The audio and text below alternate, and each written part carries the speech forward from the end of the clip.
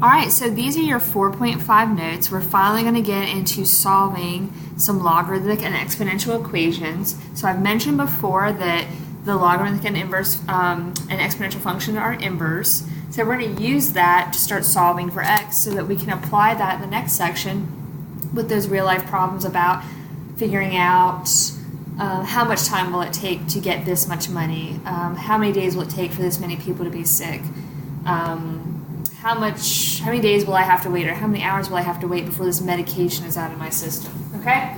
So what we're going to do is use the fact that logs and exponential functions are inverses. So if I see an exponential function, what I'm going to do is I'm going to take the log on both sides. And you should have done a little bit of this in algebra too. So just like in algebra, if I do something to one side, I have to do it to the other. What happens is now we're using those properties that we learned about in 4.4, and I'm going to bring this exponent down. So it's x log 2 equals log 7. Now I'm just going to solve for x. I want to get it by itself, log 2. And so all I have to do is type in on my calculator log 7 divided by log 2. Which would be 2.81 approximately. And you could check your work, and you could even sit there and do trial and error. You could do 2 to the, and just start typing things in. If I do 2 to the 8.1, I get close to 7, okay? Now, if you have something like this with a quantity, it's definitely gonna make it a lot easier if you just follow this process. So we're gonna take log on both sides. If you wanna put this in parentheses, that would be a great idea. Just keep in mind that it belongs together. That allows us to bring that exponent down. I'm going to divide both sides by log 3, and then I'm just going to subtract 2. So I'm going to type this in, log 7 over log 3, and I'm going to subtract 2 to get x.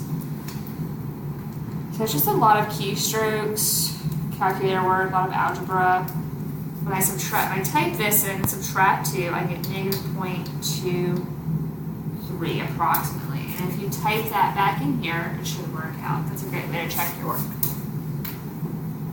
Okay, so we're just going to incorporate e.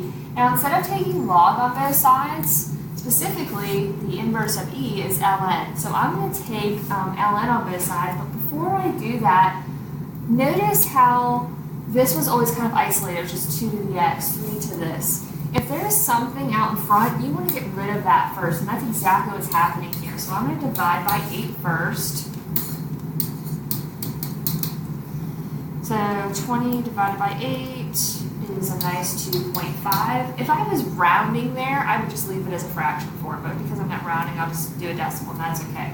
So now I'm going to do ln on both sides. That allows this 2x to come down out front. If you want to keep it in parentheses, that's fine. You don't have to.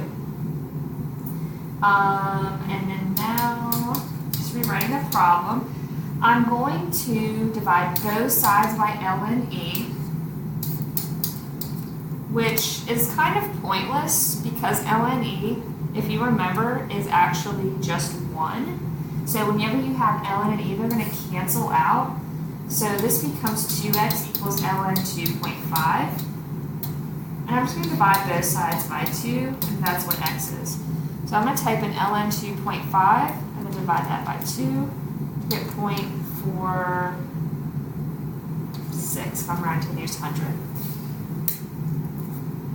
Okay, so here's another e problem. This one doesn't have anything out in front, so I can just start by taking ln on both sides. Remember, the great thing about ln and e is that they cancel out. So this is going to allow the 3 minus 2x to come down. And I'm just going to solve for x using algebra. So I'm going to subtract 3 from both sides, and then I'm going to divide both sides by negative 2. And you can just really type this all in the calculator. So I'm going to do ln 4 minus 3. Make sure that when you type in ln 4, because it'll start a parenthesis, close that off yourself, and then subtract 3. I'm going to then hit enter and divide by negative 2, and you should get 0.81. Make sure you're following along with those keystrokes, because honestly that's where a lot of mistakes get made, is just not putting parentheses in the right place. Okay, try these on your own, so pause the video, try them on your own, and then play it when you're ready to see the answers. Okay, so hopefully you've tried the problems, and I'm going to go over them for you. So this one, I'm going to take the log on both sides. That's going to allow this exponent to come down. Now again, this is log base 10, and this is 10. So those are going to cancel out, giving me negative x equals log 4. So all I have to do is type in log 4, and then divide by negative 1, and you should get negative 0.602 something.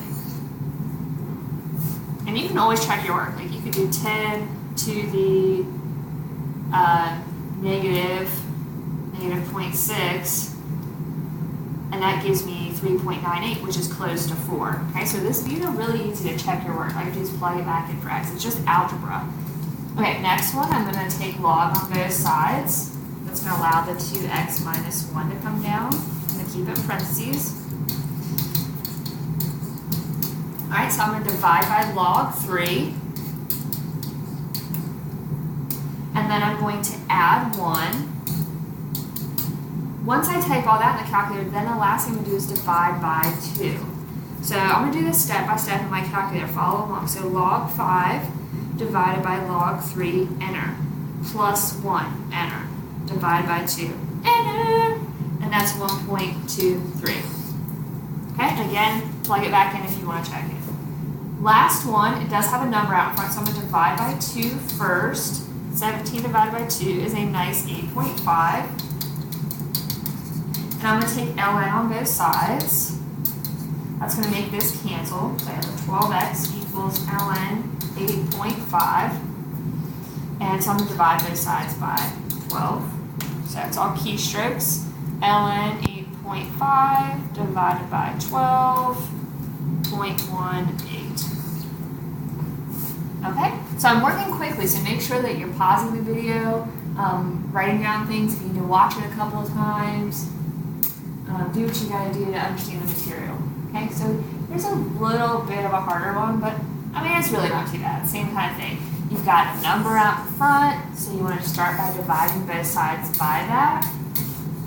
We want to isolate this piece that has the exponent so that we can take the log on both sides, just like anything else. If you have a square root problem, that square root has to be by itself first before you square it. So I'm going to divide by 4, and I don't think that's too bad. Yeah, that's just 2.25, so I'm going to rewrite it like that. If it wasn't a nice decimal, I would probably just leave it as a fraction. I'm going to subtract 1. Easy enough. I think I can manage to do that in my head. And then I'm going to take the log on both sides.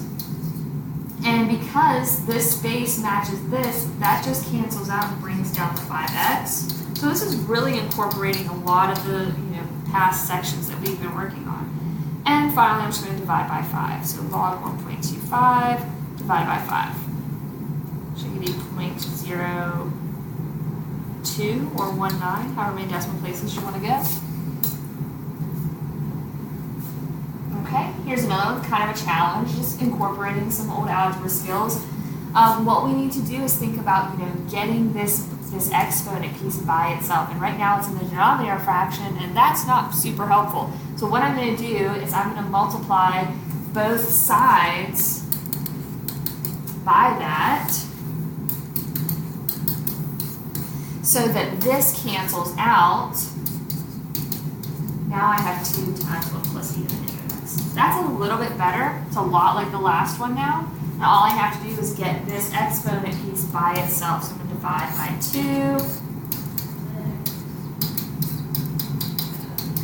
I'm going to subtract 1. And then I'm going to take ln on both sides. So ln 4, ln. That's going to cancel out. So we have ln 4 equals negative x. So ln 4 is 1 point something. I'm going to divide by negative 1. So my answer is negative 1.39 approximately. Okay, I want to mention just a couple of little algebra things that are really going to help you out a lot in calculus and with this section. So think about if you have a power to a power. So back to like algebra 1 for a sec. If you have x squared to the 3rd power, if you have a power to a power, you're supposed to multiply those together. That can also work in the reverse. Okay, so if I see x to the 6th, I can rewrite that as x squared to the 3rd. Or I can rewrite it as x cubed to the 2nd, either way. So this is what we're going to do here. We're going to kind of work backwards. If I see a power to a power, that's the same as e to the 2x. And so just like how I said, it needs to be automatic. When you see x to the 1/2, I need you to automatically think about the square root of x. So that's going to help you out a lot in calculus, being able to go from one to the other. Same thing here. We need to start thinking about, if I see multiplication in a power, what was it before? It was a power to a power, okay? That's going to help us out in this next problem. So we're going to kind of combine our factoring skills along with that little algebra tidbit I just mentioned, along with what we've been working on, put it all together, okay? So the first thing that needs to happen, you need to realize that this is the same as e to the x squared.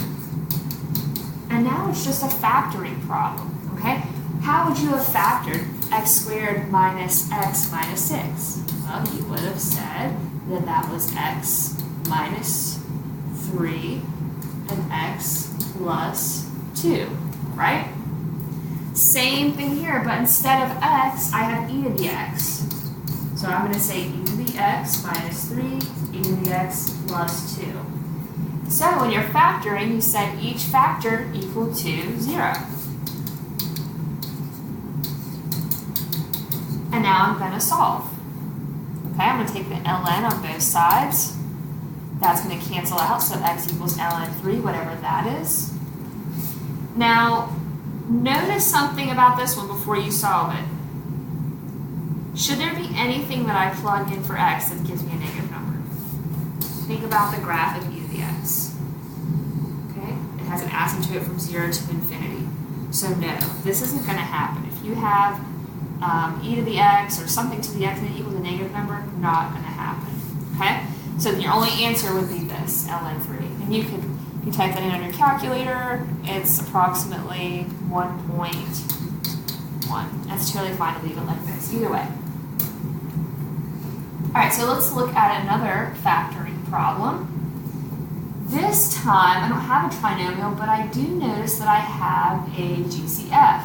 They both have e to the x and an x in common. So that leaves me with 3 plus x. So now I'm going to set each one equal to 0 and solve for x. Well, this is easy, right? X has to be -3. It's back to algebra 2. Over here, this one's not too bad either. X times what gives me 0? Well, x has to be 0. Alright, so I'm going to stop the video there and I'm going to continue on in part 2. So once you feel really good about all this material that we just covered in this video, I want you to continue on with the next one.